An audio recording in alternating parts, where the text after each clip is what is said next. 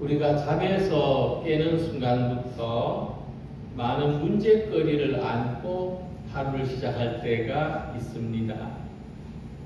오늘 해야 하는 일, 만나야 되는 사람, 가야 될 곳, 하루 그 24시간 전부가 문제거리처럼 생각될 때가 있습니다. 우리가 이 삶 자체를 어떤 태도로 살아가느냐가 중요한 것인데, 사는 것 자체가 문제라고 생각하는 한 우리 마음이 달라지지 않을 것입니다. 그러나 우리가 가끔은 좋은 기대로 하루를 시작하기도 합니다. 오늘 어떤 좋은 일이 있을까?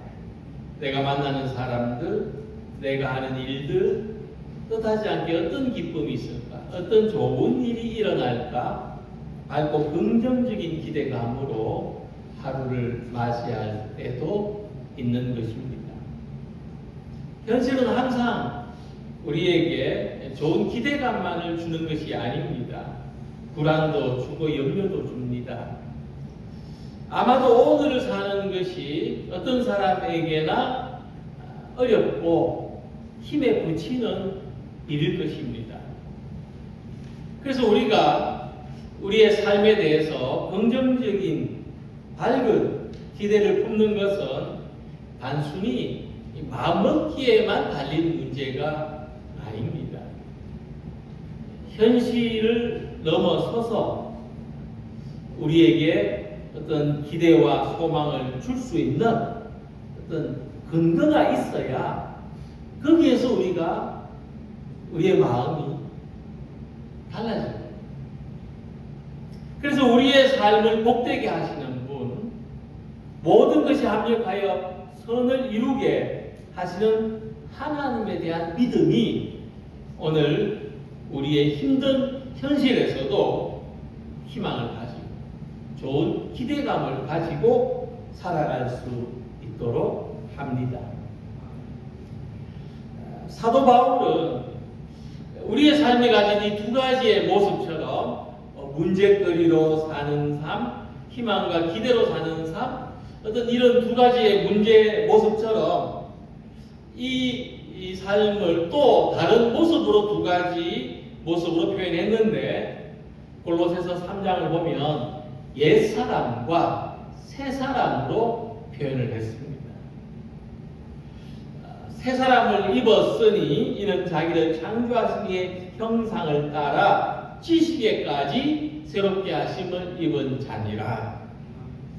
바울은 우리 그리스도인들에겐 예수님을 믿고 모든 것이 변화되기 이전에 옛사람으로 살아가는 삶과 예수님을 믿고 자신의 변화를 경험하는 새사람으로 살아가는 삶의 두 가지 모습으로 존재할 수 있다고 했습니다. 특히 바울은 우리가 얼마만큼 새사람이 될 수 있는지를 이야기할 때 우리가 겉으로만 겉모습으로만 새롭게 되는 것이 아니라 우리의 속사람은 물론 우리가 아는 것, 지식에까지 새롭게 하심을 입었다고 말씀합니다. 그래서 우리가 새 사람이 되었다는 것은 결국 존재가 변화되었다는 것입니다. 존재 자체가 변화된 겁니다. 일부만 변화된 거 아니고 전부가 변화된 겁니다. 땅을 기면서 살아야 하는 애벌레에게는 땅에 있는 전부가 문제거리입니다. 다 넘어야 될 산입니다. 고비입니다. 그러나 애벌레가 성장해서 나비가 되면 땅에 있는 것이 더 이상 문제가 되지 않습니다. 나비는 그 삶의 공간이 땅에서부터 공중으로 삶의 공간이 확장되기 때문에 그렇습니다. 이처럼 우리가 하나님을 믿는 것은 이 세속적인 세계에서 신앙의 세계로, 육신의 세계에서 영혼의 세계로 우리 삶의 공간이, 우리 삶이 확장되는 것입니다. 믿음으로 말미암아 우리 존재가 변화되었고 우리 삶의 방식이 새로워졌습니다. 이것이 바울이 말씀하신 옛사람이 변하여 새사람이 되었다는 뜻입니다. 그리고 하나님께서 우리를 새롭게 하셨기 때문에 우리가 하나님이 행하시는 새로운 삶을 믿고 기다리는 사람, 우리에게 다가오는 시간을 어떤 소망과 기대로 맞이할 수 있는 사람이 된 것입니다. 우리 하나님은 좋으신 하나님입니다. 그러니까 하나님을 표현하는데 이상 친근하고 이상 많은 것을 포함한 의미는 없는 것 같습니다. 좋으신 하나님, 참 좋으신 하나님은 우리가 중간에 포기하거나 우리가 절망에서 일어나지 못했을 수도 있는 2025년의 삶을 오늘까지 여기까지 이끌어 오셨습니다. 그리고 우리가 이제 또 2026년의 삶을 또 어떤 새로운 기대로 하나님이 행하시는 새로운 일을 기다릴 수 있게 하셨습니다. 하나님은 이사야 선지자에게 보라, 내가 새 일을 시작한다 하고 말씀하십니다. 그리고 이미 그 일이 드러나고 있다 말씀하십니다. 오늘 우리 가운데 나타날 새로운 일을 기다릴 수 있는 사람, 어떤 사람입니까? 문제를 바라보지 않고 희망을 바라볼 수 있는 사람입니다. 과거에 사로잡히지 않고 미래를 소망할 수 있는 사람입니다. 무엇보다 자기에게 갇혀있지 않고 하나님을 기대할 수 있는 사람입니다. 오늘 우리가 2025년의 마지막 주일 예배를 드리는 가운데 하나님이 하시는 새로운 일을 희망하고 또 소망하고 기대하는 마음으로 함께하는 우리 모두가 되시기를 바랍니다. 본문에서 이사야 선지자는 하나님이 하실 새 일을 기대하는데 하나님이 새로운 일을 이제까지 경험해보지 못했던 그런 놀랍고 획기적인 일을 하실 것이라고 기대하는데 그것은 첫 번째 바벨론에 사람을 보내시겠다는 말씀입니다. 14절 보시면 너희를 위하여 내가 바벨론에 사람을 보내어 모든 갈대아 사람에게 바벨론 사람들을 말하는 것이죠. 자기들이 연락하던 배를 타고 어떤 유람선을 타고 즐기던 그런 배를 타고 도망하게 하고 내빼게 하게 이렇게 말씀합니다. 이 말씀을 전할 당시에 이스라엘은 이미 바벨론 제국에 멸망당했고 성전이 무너졌고 다윗 왕조가 끊어지고만 상황이었습니다. 그 결과로 이스라엘 민족은 뿔뿔이 흩어졌고 신앙의 중심 역할을 하던 성전의 그 제사는 기능이 마비됐고 또 다시 일어설 수 있는 희망은 사라지고 없었습니다.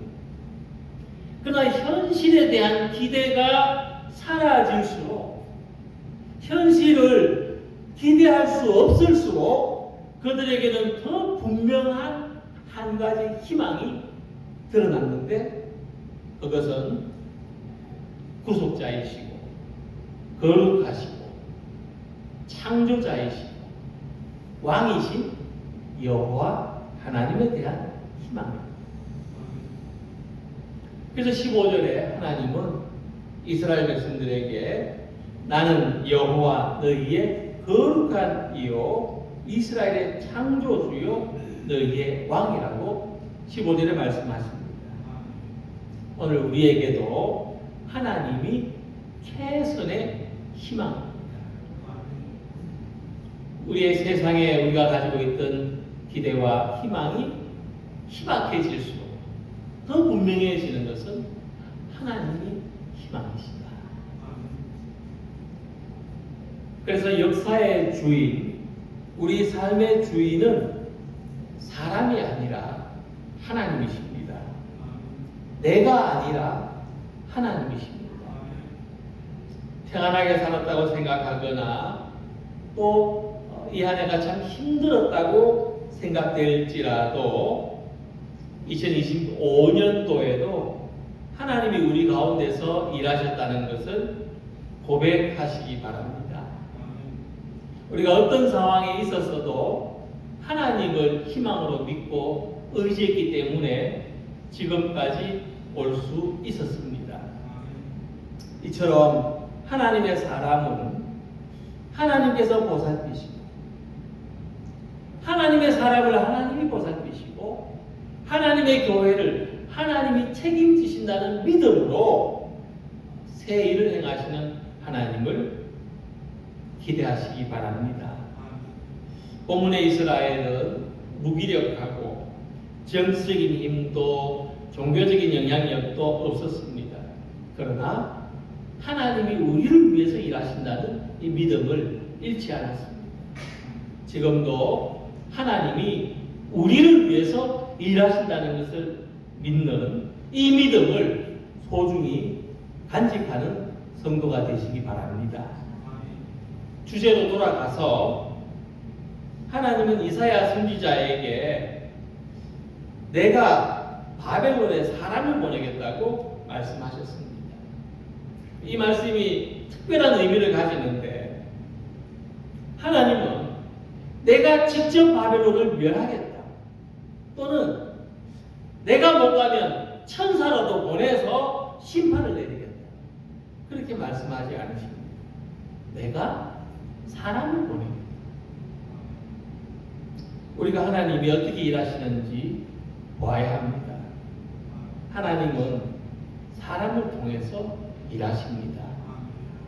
그래서 하나님은 이스라엘 백성을 포로로 끌고 갔던 바벨론에 페르시아의 고레스 왕을 보내셨습니다.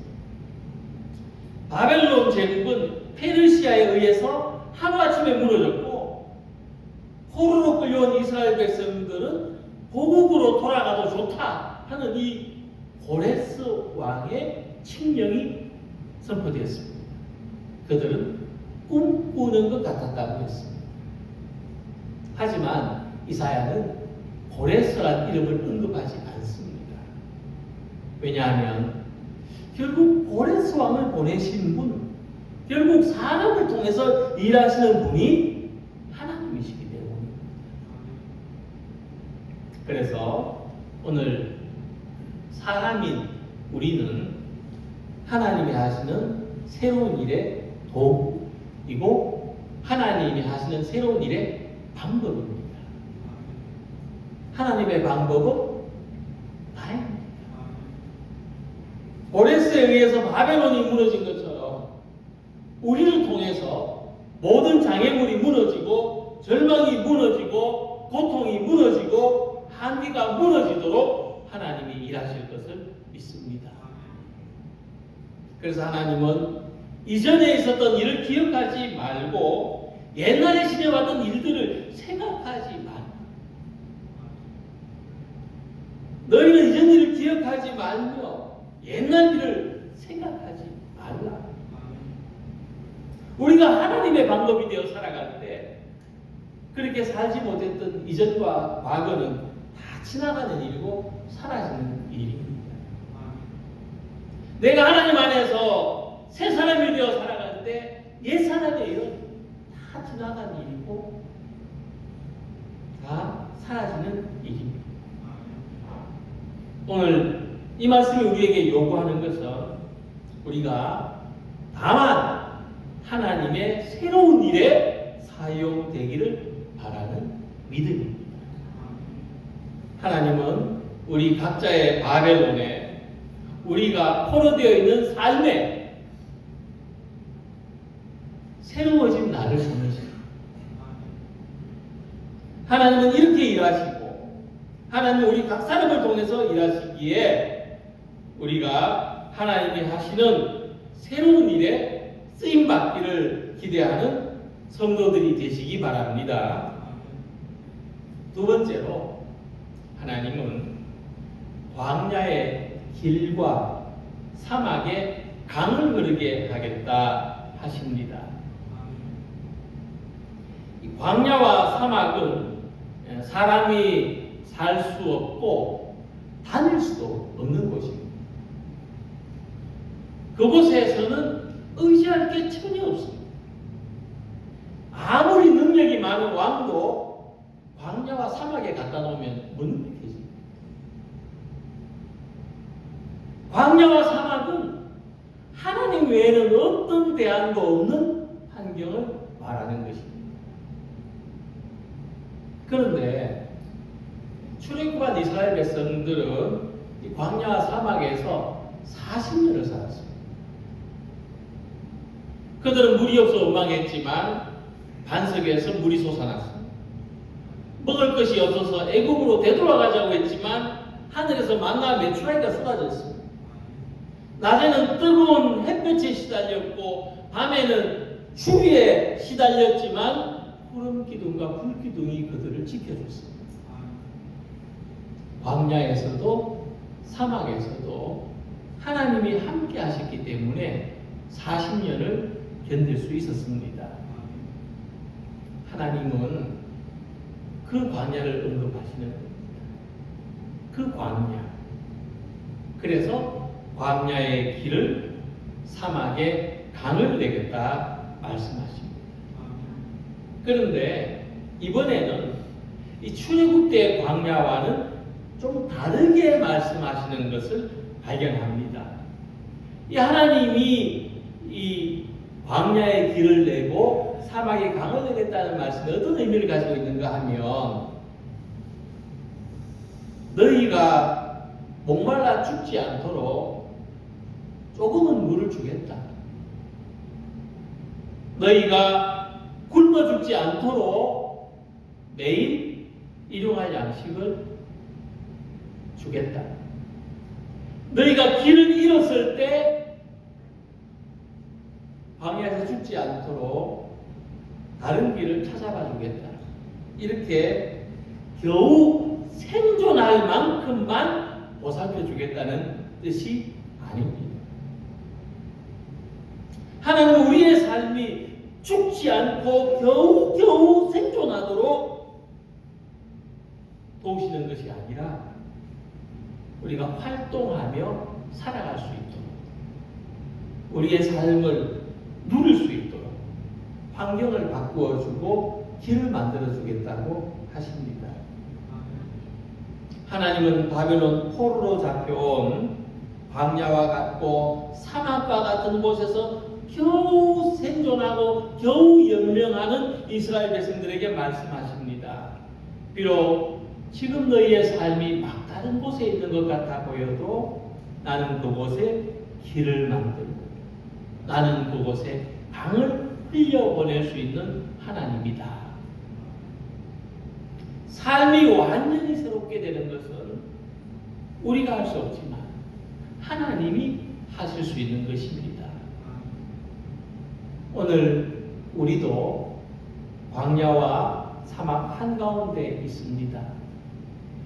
누구나 어느 누구나 하나님 없이는 살 수 없는 자기의 광야가 있고 자기의 사막이 있습니다.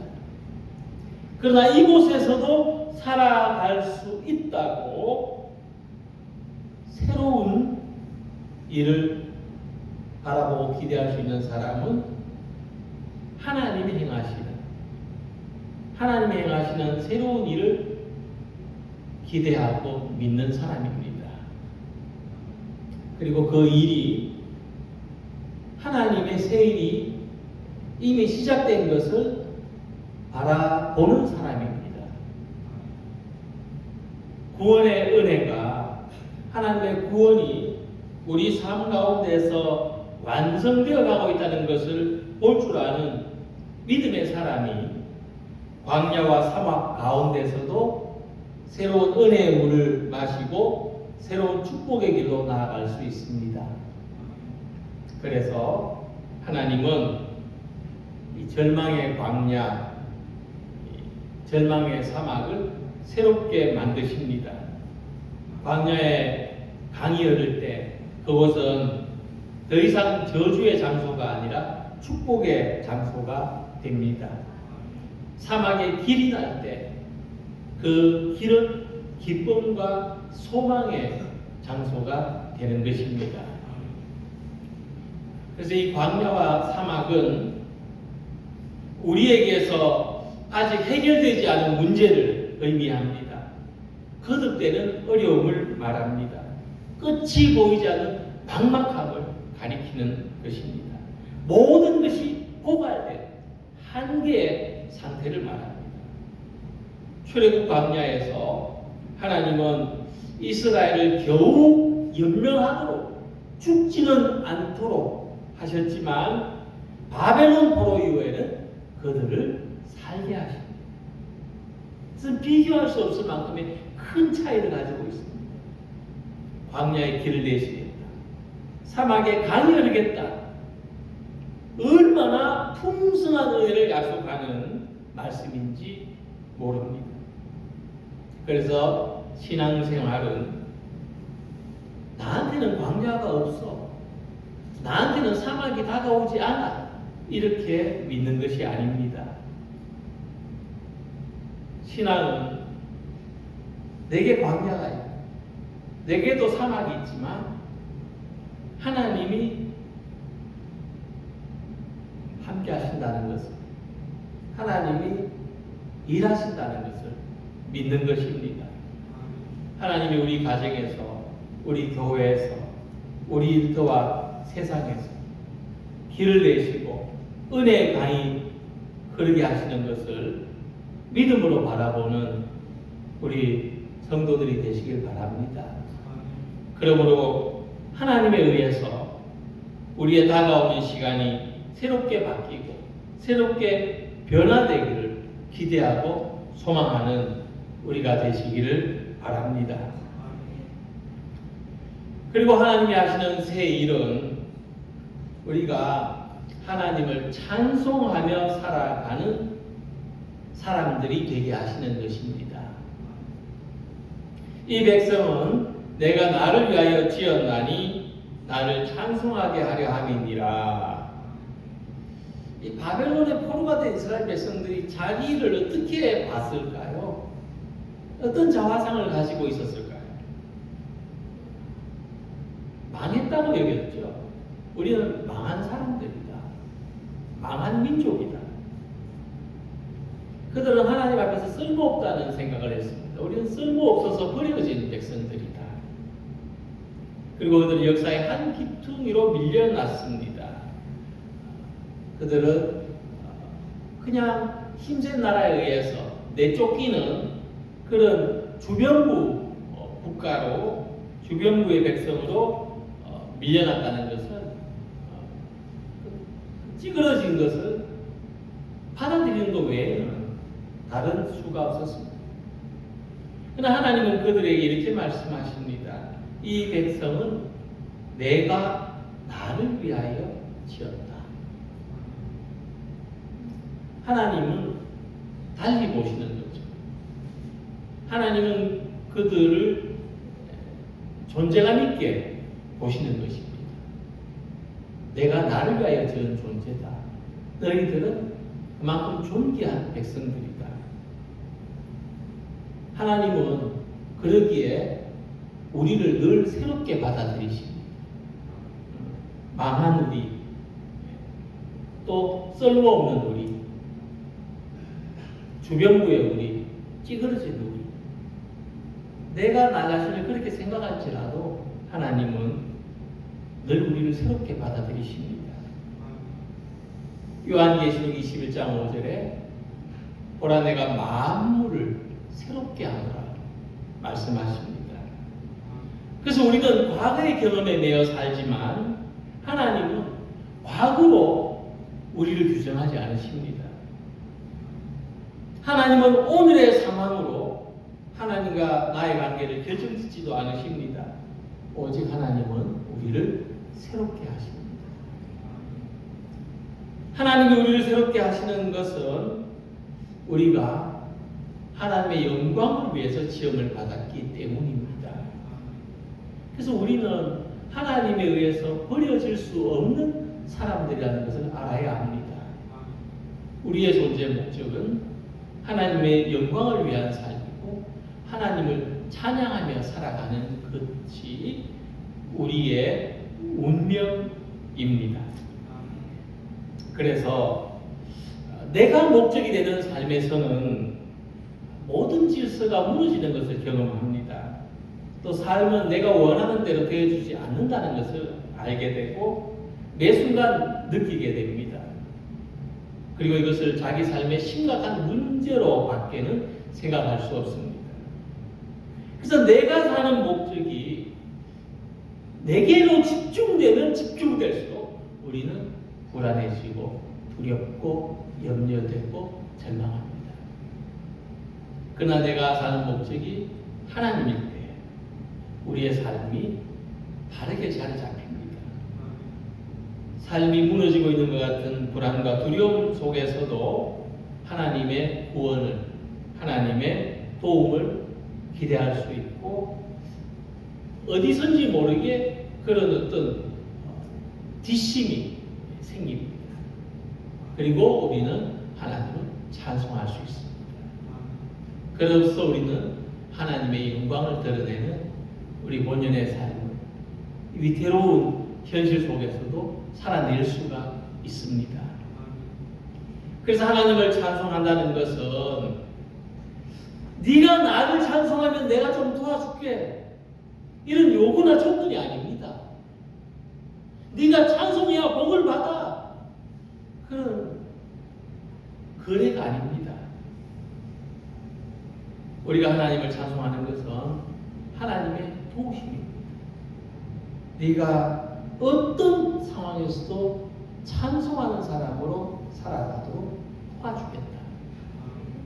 네가 어떤 일을 만나서도 찬송을 잃지 않도록 내가 함께 하겠다.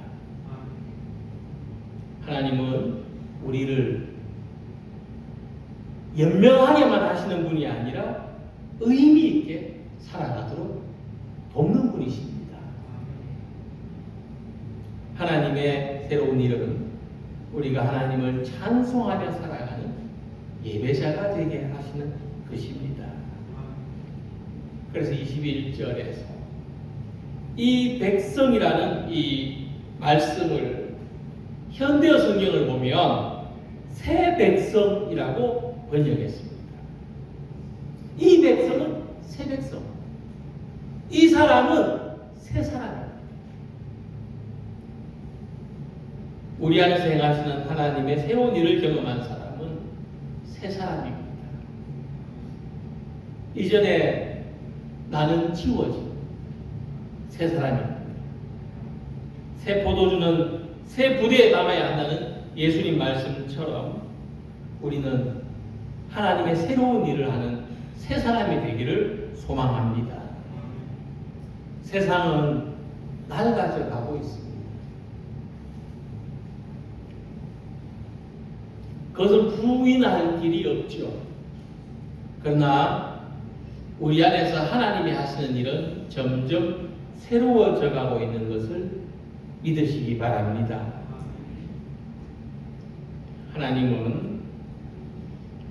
하나님의 은혜는 날마다 새롭고 하나님은 우리를 위해서 새로운 구원을 선물하시고 하나님은 낡아가는 만물을 새롭게 창조하십니다. 그래서 오늘 우리가 하나님을 새롭게 기대하는 성도가 되기를 소망합니다. 하나님을 새롭게 믿는 믿음이 생기기를 소망합니다.